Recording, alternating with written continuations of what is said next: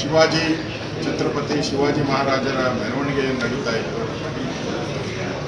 ಆ ಮೆರವಣಿಗೆ ಮೇಲೆ ಮುಸ್ಲಿಂ ಮತಾಂಧರು ಕಲ್ಲು ತೂರಾಟ ಮಾಡಿ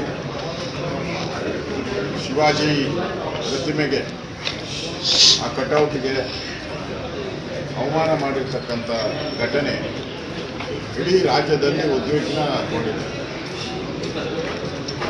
ಶಿವಾಜಿ ಮಹಾರಾಜ್, ಛತ್ರಪತಿ ಶಿವಾಜಿ ಮಹಾರಾಜ್ ಅವರು ಹಿಂದೂ ಧರ್ಮದ ಸಂಘಟನೆಗೆ, ಉದ್ಧಾರಕ್ಕೆ ಕೆಲಸ ಮಾಡಿದಂಥವರು.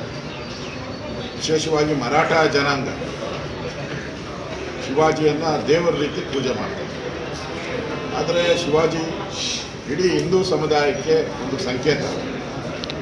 ಅಂಥ ಒಂದು ಮೆರವಣಿಗೆ ಮೇಲೆ ಈ ದುಷ್ಕರ್ಮಿಗಳು ಕಲ್ಲು ತೂರಾಟ ಮಾಡಿ, ಪೊಲೀಸರ ಮೇಲೆ ಹಲ್ಲೆ ಮಾಡಿ, SP ನ ಮೇಲೆ ಕಲ್ಲು ತೂರಾಟ ಮಾಡಿ ಗಾಯ ಆಗಿರೋವಂಥದ್ದು ಇವೆಲ್ಲನೂ ಕೂಡ ಪೂರ್ವ ನಿಯೋಜಿತ ಇವೆಲ್ಲ. ಇದೇನು ಮೊದಲಲ್ಲ. ಗಣೇಶ ಮೆರವಣಿಗೆ ಮೇಲೂ ಮಂಡ್ಯದಲ್ಲಿ ಕಲ್ಲು ತೂರಾಟ ಮಾಡಿದ್ರು. ಹನುಮ ಮಾಲಾಧಾರಿಗಳ ಮೇಲೂ ಕಲ್ಲು ತೂರಾಟ ಮಾಡಿದ್ದಾರೆ. ಶ್ರೀರಾಮನ ಕಟೌಟ್ರನ್ನು ಕೂಡ ಹರಿದು ಹಲ್ಲೆ ಮಾಡಿರ್ತಕ್ಕಂಥ ಘಟನೆ ಇದೆ. ಈ ಥರ ಕರ್ನಾಟಕದಲ್ಲಿ ಕಾಂಗ್ರೆಸ್ ಸರ್ಕಾರ ಬಂದ ಮೇಲೆ ಈ ಮುಸ್ಲಿಂ ಭಯೋತ್ಪಾದಕರಿಗೆ, ಮುಸ್ಲಿಂ ಮೂಲಭೂತವಾದಿಗಳಿಗೆ ಹಬ್ಬ ಆಗ್ಬಿಟ್ಟಿದೆ. ಯಾಕಂದರೆ ಕಾಂಗ್ರೆಸ್ ಅವರು ಹೇಳಿದ್ದಾರೆ, ಯಾವುದೇ ಮುಸ್ಲಿಮರ ಮೇಲೆ ಕೇಸ್ ಹಾಕಬೇಡಿ, ಅವರೆಲ್ಲ ನಮ್ಮ ಬಂಧುಗಳು. ಕುಕ್ಕರ್ ಬ್ಲಾಸ್ಟ್ ಮಾಡಿದಂಥ ಒಬ್ಬ ಮುಸ್ಲಿಂ ಏನಿದ್ದಾರೆ ಅವನು ನಮ್ಮ ಬಂಧು. ವಿಧಾನಸೌಧದಲ್ಲಿ ಪಾಕಿಸ್ತಾನ ಜಿಂದಾಬಾದ್ ಅಂತ ಹೇಳಿದವರು ಕೂಡ ನಮ್ಮ ಬಂಧುಗಳು. ಅದಕ್ಕೆ ಅವ್ರ ಮೇಲೆ ಕ್ರಮ ತೆಗೆದುಕೊಳ್ಳಿ ಅಂತ ಬೇಡ ಅಂತ ಹೇಳಿರೋದಕ್ಕೋಸ್ಕರ ಇಡೀ ರಾಜ್ಯದಲ್ಲಿ ಇವತ್ತು ಯಾವುದೇ ಹಿಂದೂ ಹಬ್ಬ ಇರಲಿ, ಈ ಥರದ ಒಂದು ಘಟನೆ ನಡೀತಾ ಇದೆ. ಇವತ್ತು ಈ ಚಳುವಳಿ ಎಲ್ಲಿಗೆ ಹಬ್ಬುತ್ತೋ ಗೊತ್ತಿಲ್ಲ. ಇದು ಬಾಗಲಕೋಟೆಯಿಂದ ಬೆಳಗಾವಿಗೂ ಹೋಗ್ಬೋದು, ಕಲಬುರಗಿಗೂ ಹೋಗ್ಬೋದು, ಬೆಂಗಳೂರಿಗೂ ಹೋಗ್ಬೋದು. ಶಿವಾಜಿ ಆ್ಯಕ್ಚುಲಿ ಕರ್ನಾಟಕದ ಅವ್ರ ತಂದೆ ಇದೆ, ಗವಿಗಂಗಾಧರೇಶ್ವರ ಇದೆಯಲ್ಲ, ದೇವಸ್ಥಾನ ಕಟ್ಟಿದವರು ಅವರೇ.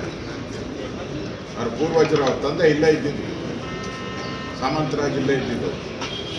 ಒಂದು ರೀತಿ ಕರ್ನಾಟಕದವರು ಶಿವಾಜಿ. ಅಂಥ ಶಿವಾಜಿ ಮೇಲೆ, ಅವ್ರ ಮೆರವಣಿಗೆ ಮೇಲೆ ಹಲ್ಲೆ ಮಾಡಿರ್ತಕ್ಕಂಥದ್ದು ಇದು ನೇರ ಹೊಣೆಯನ್ನು ಕಾಂಗ್ರೆಸ್ ಅವರು ಹೊರಬೇಕು. ಇವ್ರ ಕಿತಾಪತಿ ಇಲ್ದಿರ ಇಷ್ಟೆಲ್ಲ ಆಗ್ತಾನೆ ಇರಲಿಲ್ಲ. ಇವ್ರ ಕಿತಾಪತಿ ಇಲ್ಲದೇ ಇಷ್ಟೆಲ್ಲ ಘಟನೆ ಆಗಿರೋದು. ಇವತ್ತು ಮುಖ್ಯಮಂತ್ರಿಗಳ ಹೇಳಿಕೆಯನ್ನು ನೋಡಿದೆ, ಟ್ವೀಟ್ ಮಾಡಿದ್ದಾರೆ, ಕಟ್ಟುನಿಟ್ಟಿನ ಕ್ರಮ. ಇದೆಲ್ಲ ಬುರುಡೆ ನಿಟ್ಟಿನ ಕ್ರಮ. ಇದೆ ಕಟ್ಟುನಿಟ್ಟಿನ ಕ್ರಮ ಅಲ್ಲ, ಬುರುಡೆ ಬಿಡ್ತಾರೆ ಅಂತಾರಲ್ಲ, ಬುರುಡೆ ಬಿಟ್ಟಿರೋ ಕ್ರಮ ಇದಲ್ಲ. ಅವ್ರ ಮೇಲೆ ಏನು ಕ್ರಮ ತೆಗೆದುಕೊಳ್ಳಲ್ಲ. ಅವ್ರಿರೋ ಕೇಸ್ಗಳನ್ನೆಲ್ಲ ವಾಪಸ್ ತೆಗೆದ್ರಲ್ಲ. ಹಿಂದೆ ಹಾಸನದಲ್ಲಿದ್ದಂಥ, ಮೈಸೂರಲ್ಲಿದ್ದಂಥ ಕೇಸ್ಗಳೇನಿತ್ತು, ಈ ಥರ ಕಲ್ಲು ಹೋರಾಟ ಮಾಡೋದಂಥದ್ದು ಎಲ್ಲನೂ ವಾಪಸ್ ತೆಗೆದಿದ್ದೀರ. ಇದು ಸಾಂಕೇತಿಕವಾಗಿ ಆಗ್ತೀರಾ, 2 ದಿನ ಬಿಟ್ಟ ಮೇಲೆ ವಾಪಸ್ ತೆಗಿತೀರ. ಅದು ಅವ್ರು ಚೆಂದ ಗೊತ್ತಿದೆ. ಅದರಿಂದ ಅವ್ರು ಗಲಾಟೆ ಮಾಡೇ ಮಾಡ್ತಾರೆ. ಅದರಿಂದ ಈ ಸರ್ಕಾರ ಹಿಂದೂಗಳ ದ್ವೇಷಿ ಸರ್ಕಾರ. ಅಖಂಡ ಹಿಂದೂಗಳು, ಯಾರು ದಲಿತರಿದ್ದಾರೆ, ಯಾರು ಹಿಂದುಳಿದವರಿದ್ದಾರೆ, ಯಾರು ಮುಂದುವರೆದಿದ್ದಾರೆ, ಎಲ್ಲ ಇದು ಹಿಂದೂ ಸಮುದಾಯದ ವಿರೋಧಿಗಳು. ಇವರಿಂದ ಅಲ್ಲಿ ಶಾಂತಿ ಸ್ಥಾಪನೆ ಆಗ್ತೈತೆ ಅಂತ ಏನು ಭ್ರಮೆ ಅಷ್ಟೇ.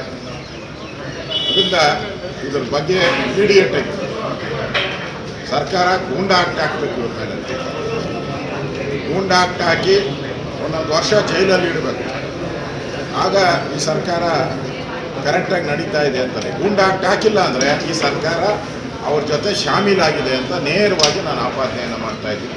100% ಇವರು ಅವ್ರ ಜೊತೆ ಶಾಮೀಲು. ಗೂಂಡಾ ಆಕ್ಟ್ ಹಾಕಿಲ್ಲ ಅಂದರೆ 100% ನೀವು ಅವ್ರ ಜೊತೆ ಶಾಮೀಲಾಗಿದ್ದೀರಾ. ಅವ್ರಿಗೆ ಪ್ರೋತ್ಸಾಹ ಕೊಡ್ತಾ ಇದ್ದೀರಾ. ಅವರು ಓಟ್ಗೋಸ್ಕರ ನೀವು ಅಲ್ಪಸಂಖ್ಯಾತರನ್ನ ಓಲೈಕೆ ಮಾಡುವಂಥ ಕ್ರಮಗಳನ್ನು ಮಾಡ್ತಾ ಇದ್ದೀರಾ.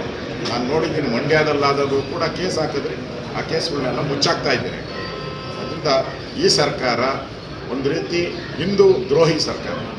ಇದನ್ನು ಖಂಡಿಸ್ತೀನಿ. ಈ ಘಟನೆಯನ್ನು ಯಾರು ಶಿವಾಜಿಯನ್ನು ಪ್ರೀತಿ ಮಾಡ್ತಾರೆ ಅವರೆಲ್ಲ ದಯವಿಟ್ಟು ಶಾಂತತೆಯಿಂದ ಶಾಂತಿಯನ್ನು ಕಾಪಾಡಬೇಕು ಅಂತೇಳಿ ನಾನು ಆ ಸಮಾಜ, ಮರಾಠ ಸಮಾಜ ಇರ್ಬೋದು, ಹಿಂದೂ ಸಮಾಜ ಇರ್ಬೋದು, ಇರ್ತಕ್ಕಂಥ ಎಲ್ಲ ಜಿಲ್ಲೆಗಳಲ್ಲಿರ್ತಕ್ಕಂಥ ನಿನ್ನೆ ತಾನೇ ಶಿವಾಜಿ ಜಯಂತಿಯನ್ನು ನಾವೆಲ್ಲ ವಿಜೃಂಭಣೆಯಿಂದ ನಾವು ಮಾಡಿದ್ದೇವೆ.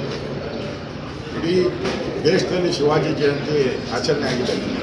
ನಾನು ಹೋಗಿದ್ದೆ ಮಲ್ಲೇಶ್ವರ ಇದಕ್ಕೆ. ಇಲ್ಲಿ ನೋಡಿದ್ರೆ ಈ ಥರ ಕಲ್ಲು ತೂರಾಟ ಮಾಡಿರುವಂಥದ್ದು, ಹಲ್ಲೆ ಮಾಡಿರತಕ್ಕಂಥದ್ದು ಅಕ್ಷಮ್ಯ ಅಪರಾಧ. ಇವರಿಗೆ ಪಾಕಿಸ್ತಾನದ ಬೆಂಬಲ ಇದೆಯೋ ಬಾಂಗ್ಲಾದೇಶದ ಬೆಂಬಲ ಇದೆಯೋ ಕಂಡುಹಿಡಿಬೇಕು. ಯಾಕೆಂದರೆ ನೀವು ನೋಡಿದ್ದೀರ, ಕೋಗಿಲು ಗಲಾಟೆ ಆದ ತಕ್ಷಣ ಪಾಕಿಸ್ತಾನದ ಅಂಬಾಸಿಡರ್ ಟ್ವೀಟ್ ಮಾಡಿದ್ರು.